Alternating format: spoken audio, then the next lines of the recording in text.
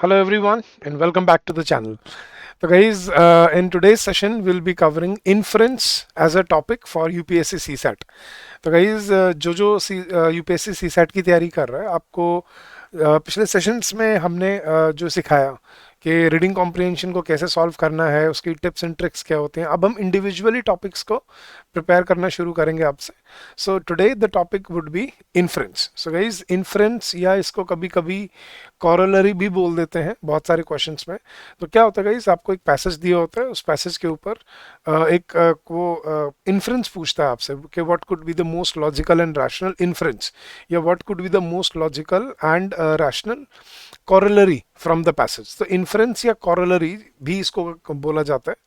So it is also called corollary and it is also called inference. तो inference क्या होता है, और जब इन्फ्रेंस के क्वेश्चन पूछे जाते हैं तो आपको क्या चीज़ का ध्यान रखना होता है, तो that is what we are going to prepare today. तो ऐसे ही इंडिविजुअली अब हम टॉपिक वाइज कवर करना शुरू करेंगे one by one, and that will help you with your selection of your options in your questions. But before we begin, I would like to inform you about the comprehensive UPSC your guide. So this is a comprehensive guide for your CSAT preparation. In this guide, we have provided you everything that you need to know about your CSAT preparation, ranging from syllabus, previous year questions, I mean the pattern of questions, then syllabus, and what are the important topics, what needs to be focused upon, what should be your timetable, everything that there is you need to prepare for CSAT exam, that is given in this ebook. So you can download this book and you can target 70 plus score. So if you want to get this book, the link has been given in the description of this video, and you can download this book for free, absolutely free. You don't need to pay anything at all. So go check it out and download and use it whenever and wherever you need it. So it's a free ebook for you guys, and you can use it to prepare for your CSAT exam. So let's begin, guys. So first let's understand what inference or corollary basically means, right? And then we'll be looking at some practice questions as well, right? So inference क्या होता है guys, कि किसी भी passage में जो भी बात कही गई है उससे एक लॉजिकल इन्फ्रेंस निकालना, ठीक है, उससे कोई चीज़ लॉजिकल इन्फर करना कि उसका तात्पर्य क्या है, राइट? लास्ट टाइम जैसे मैंने आपको बताया था, it is all about reading between the lines. So inference क्या होता है बेसिकली गाइस, जो आपको गिवन है उसमें से एक लॉजिकल फैक्ट को डिराइव करना, that is called an inference. For example, जैसे मैं एग्जांपल देता हूँ आपको कि on 1st January 2021 the number of cases of covid, or let's say on 1st January 2020, right, the number of COVID cases were only 10,000. But by 31st January 2020, the number of cases had gone up to 1 million, right? तो अब इस statement से आपको क्या पता लगता है कि मैं बोल रहा हूँ आपको कि 1st January 2020 को the number of cases of कोविड-19 were only 10,000, but by 31st January, मतलब एक महीने के अंदर अंदर, by 31st January the number of cases had risen up to 1 million. तो इससे क्या इन्फ्रेंस निकालते हो आप? अब बच्चा बोलते सर कि कोविड-19 बहुत जल्दी फैला, ये इन्फ्रेंस है। गाइस ये तो लॉजिकल सी बात है, ये तो वो बोल ही रहा है। लेकिन जो आप इन्फर क्या कर सकते हो इस चीज़ से कि कोविड-19 can be considered a pandemic by looking at the numbers, कि एक महीने में जो डिजीज 10,000 से 1 लाख पे पहुंच जाए तो it is definitely a endemic, और it can be called a pandemic. Second, it can be inferred that it is quite a communicable disease, that it spreads really fast, कि बहुत जल्दी फैलती है, राइट? तो it is a very communicable disease and it can infect people very fast. So ये चीज़ तो हमें क्लियरली यहाँ से समझ आ रही है। तो इसे बोलते हैं इन्फ्रेंस, कि जो बात कही गई है उसका से जो तात्पर्य निकलता है, that is called inference. So let's understand the definition of inference guys. A logical deduction, a logical deduction made by using the facts given in the passage, कि एक लॉजिकल डिडक्शन जो गिवन फैक्ट्स है passage में उसके basis पे जो बनाया जाता है, that is called inference. It's a notion formed by using evidence and reasoning. So वो क्या कह रहे हैं, it's a notion formed by using evidence and reasoning, कि मतलब जो वहाँ पे गिवन है पैसेज में और जो उसने लॉजिक दिया है उस बेसिस पे जो हम नोशन बनाते हैं, that is called an inference. The word infer means to carry forward, कि क्या कैरी फॉरवर्ड कर रहा है वो. So an inference is an educated guess, the process of inferring things based on what is already known. So when you infer something on the basis of what you already know, that is called an inference. कि जो आपको passage में given है वो पढ़ के आप एक लॉजिकल बात बता रहे हो कि यार इस बुनियाद पे ये कहा जा सकता है कि ये बात बिल्कुल सही है, उसको इन्फ्रेंस या कॉरोलरी कहा जाता है. Right now, these questions in your UPSC exam, they ask the aspirant to infer from the information given in the passage or draw a conclusion. कि वहां पे जो inference या conclusion देने को ये questions पूछते हैं.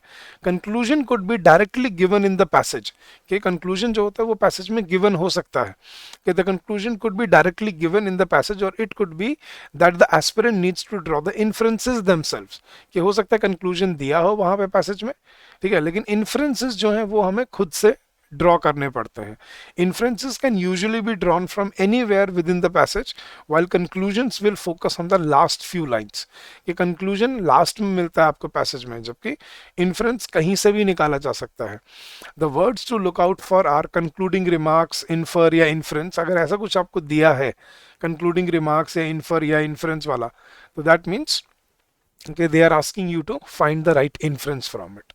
तो inference कैसे, अब उसको प्रैक्टिकली करके देखते हैं एक बार, ताकि आपको समझ आए inference क्या होता है, उसको कैसे कैसे सॉल्व किया जाता है. तो मैं आपको ना एक स्टेटमेंट दूंगा और उसके बेसिस पे 3 आपको ऑप्शन दिया और आपको चूज करना है कि कौन सा स्टेटमेंट बिल्कुल सही इन्फ्रेंस है. राइट, द फर्स्ट है जैसे blood cholesterol used to be thought of as a problem only for adults. So वो क्या कह रहा है कि ब्लड कोलेस्ट्रॉल जो लेवल होता है जिससे हार्ट अटैक होता है बहुत ज़्यादा, कि blood cholesterol used to be thought of as a problem only for adults. इसका मतलब क्या है गाइस, वो क्या कह रहा है कि ब्लड कोलेस्ट्रॉल को सिर्फ बड़ों में प्रॉब्लम माना जाता था. वो कहते थे कि ये जो ब्लड कोलेस्ट्रॉल की प्रॉब्लम है ये सिर्फ 18 साल से ऊपर वालों में होती है, लेकिन अब it used to be thought of का मतलब क्या है कि ऐसा पहले सोचा जाता था. इसका मतलब क्या है, अब ये बात गलत प्रूव हो चुकी है. इसका मतलब ये प्रॉब्लम बच्चों में भी देखने को मिलती है. So blood cholesterol used to be thought of as a problem only for adults. के पहले सिर्फ बड़ों में सोचा जाता था कि ये प्रॉब्लम आती है कि भाई ब्लड कोलेस्ट्रॉल बढ़ जाता है, लेकिन आप देख रहे हैं कि बच्चों में भी ये प्रॉब्लम आने लग गई है. सो उसने ऑप्शन क्या दिया है, blood cholesterol is no longer a problem for adults, only children have a problem with blood cholesterol, या blood cholesterol affects both adults and children.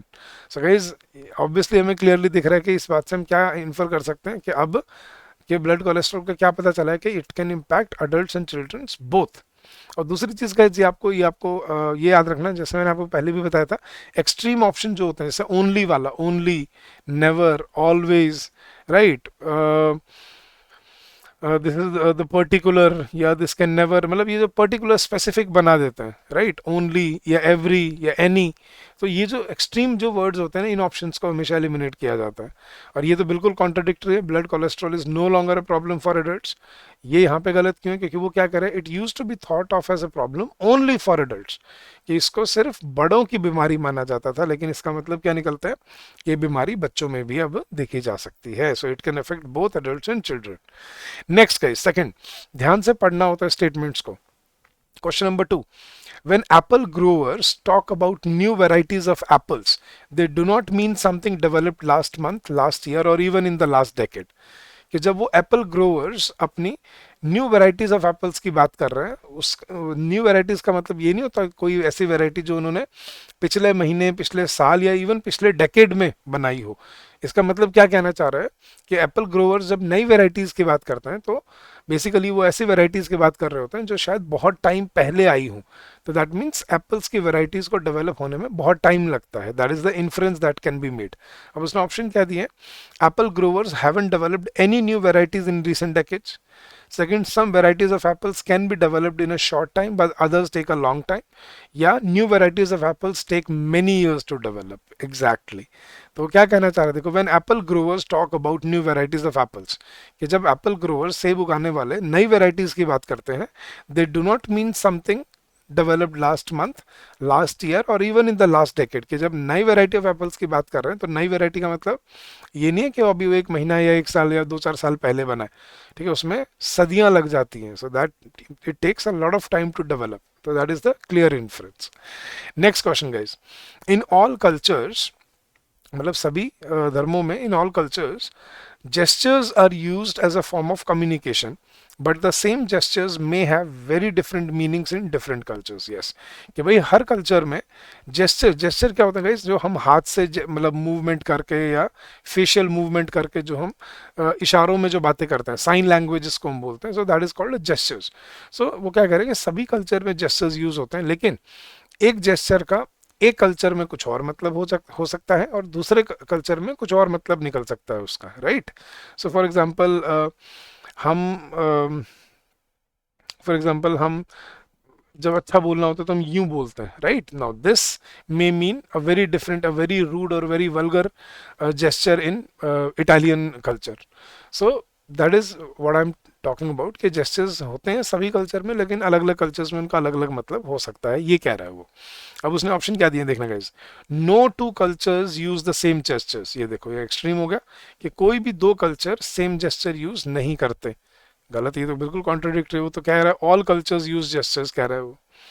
Second, one gesture will never have the same meaning in two cultures. ये देखो फिर extreme आ गया कि भाई उसका कभी, एक जेस्चर के दो कल्चर में सेम मीनिंग नहीं होते, कभी नहीं होते, ऐसा नहीं है। उसने कहा ऐसा हो सकता है कि एक जेस्चर का मतलब एक कल्चर में कुछ और हो, दूसरे में कुछ और हो। And third, a person from one culture may misunderstand the gestures used by a person from another culture. Yes, कि भाई एक कल्चर का इंसान किसी दूसरे कल्चर के इंसान करने कोई जेस्चर को गलत समझ सकता है, क्योंकि उन दोनों का अलग अलग कल्चर में अलग अलग मीनिंग हो सकता है। तो that is the clear inference. तो लॉजिकल जो डिडक्शन होती है ना गाइज, उसको बोला जाता है इन्फ्रेंस। नेक्स्ट, और प्रैक्टिस करते हैं guys. Although sheep herding is an older and more beloved occupation, shepherds never caught the attention of American filmmakers the way cowboys did। कि वो क्या कह रहे हैं कि हालांकि, ये देखो ये वर्ड्स बहुत इंपॉर्टेंट होते हैं, हालांकि sheep herding is an older and more beloved occupation, के बकरी चराना ज्यादा पुराना और ज्यादा पसंदीदा ऑक्यूपेशन रहा है।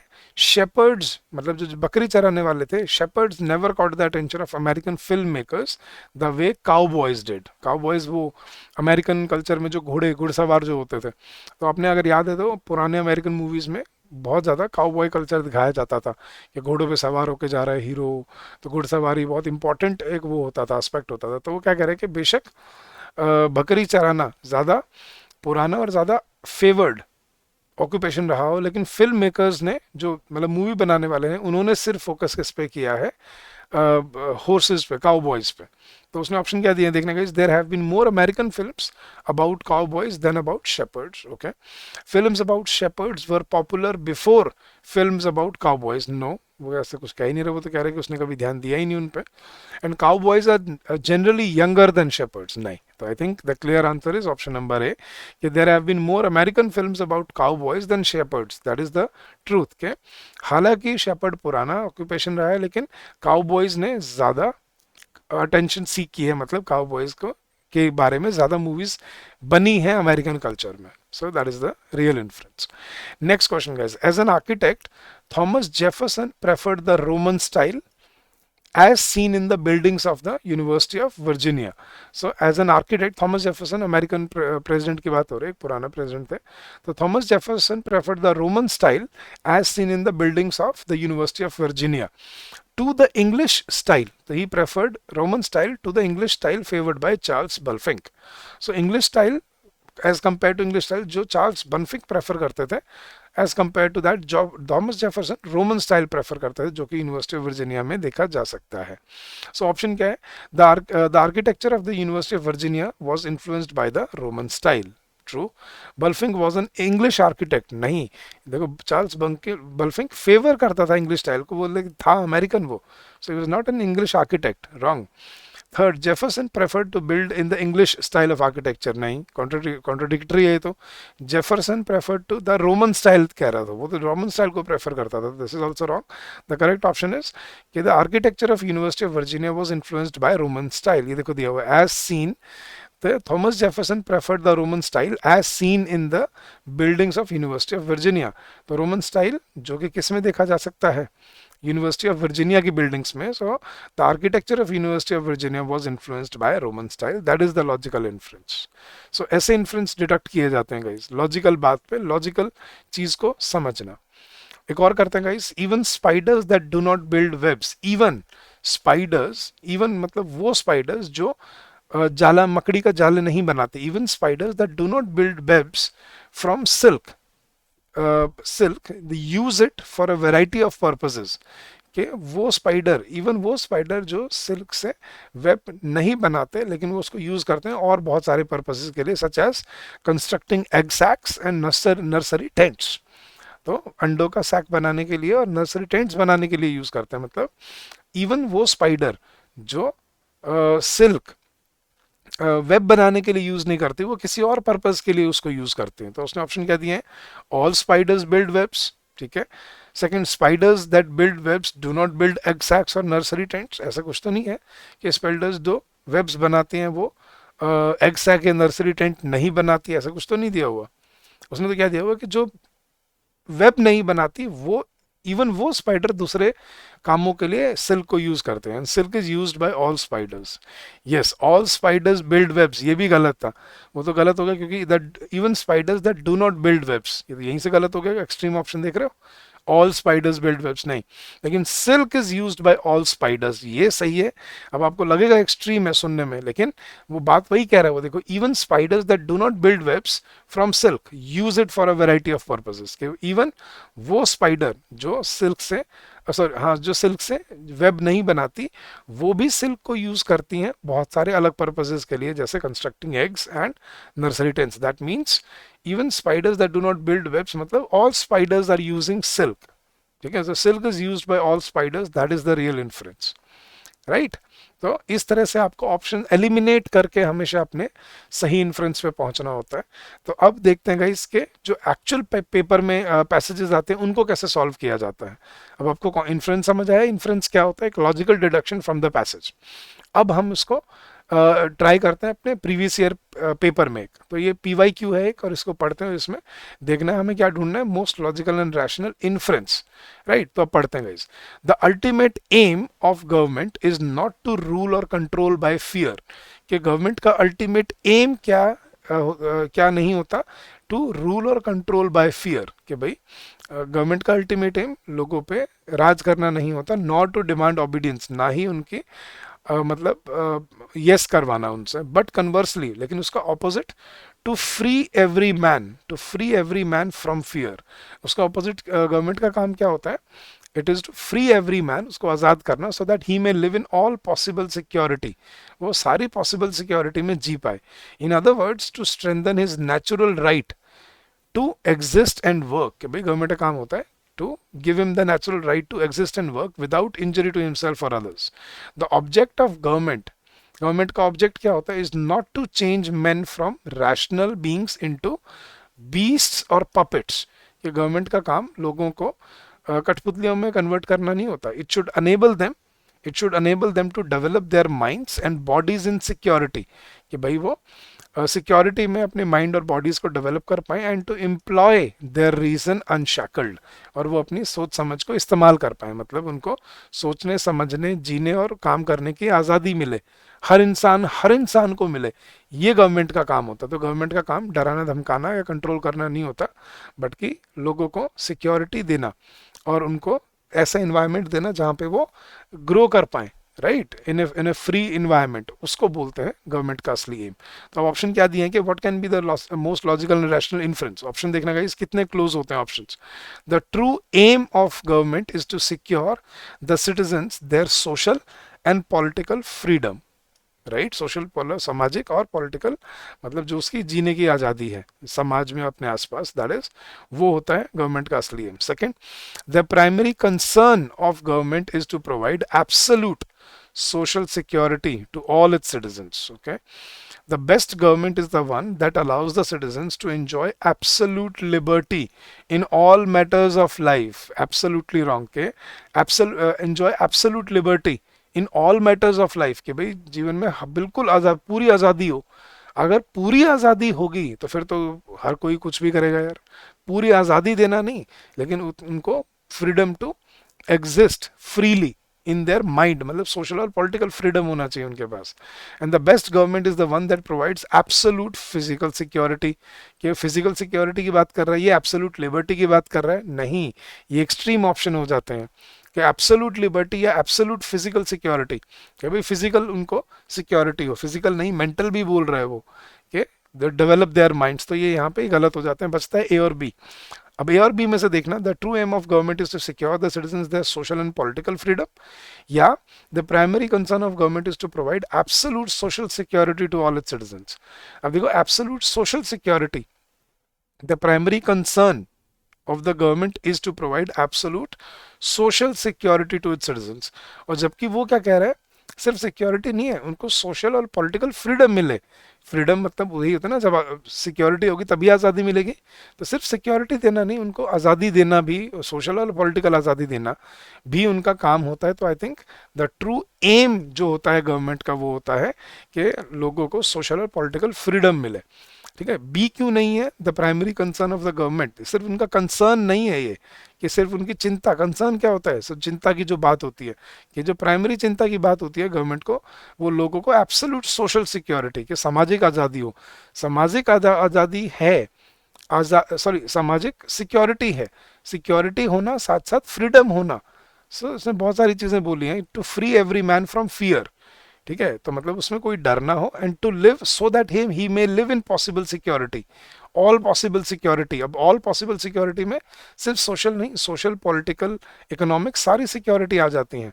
And to strengthen his natural right to exist and work, it should enable them to develop their minds and bodies in security. ठीक है, सिक्योरिटी में, और टू एम्प्लॉय देयर रीजन अनशैकल्ड, कि वो अपना रीजन भी यूज कर पाए, मतलब पॉलिटिकल फ्रीडम हो उनको। सो that is why the logical assumption, the logical inference here is option number ए। अभी देखो इतना क्लोज हो जाते हैं ऑप्शन वहाँ पे पेपर में। तो इसी चीज़ को प्रैक्टिस करते रहेंगे हम, ठीक है, आगे सेशंस में करेंगे, एंड विल सी कि कैसे और इसको हम आगे बिल्डअप करते हैं, right. So that was it for this session guys. I hope this will help you in your preparation. और गाइज, अगर आपको इस सेशन का पीडीएफ चाहिए तो you can get it from our Telegram channel, the link for which has been given in the description of the video. And guys, before you go away, please don't forget to like the session. It takes a lot of effort to bring these videos to you, right? So for all the hard work that we are putting for you, so the least you can do is just click the subscribe button and click the like button. And thank you so much for your precious time. If you need to contact us, you can call us on this number during the office hours, that is 8146207241, or you can also drop us an email at hello@edutab.co.in. So that's it for today. I'll see you again tomorrow in another topic. Till then, stay safe, stay healthy, and happy learning to all of you.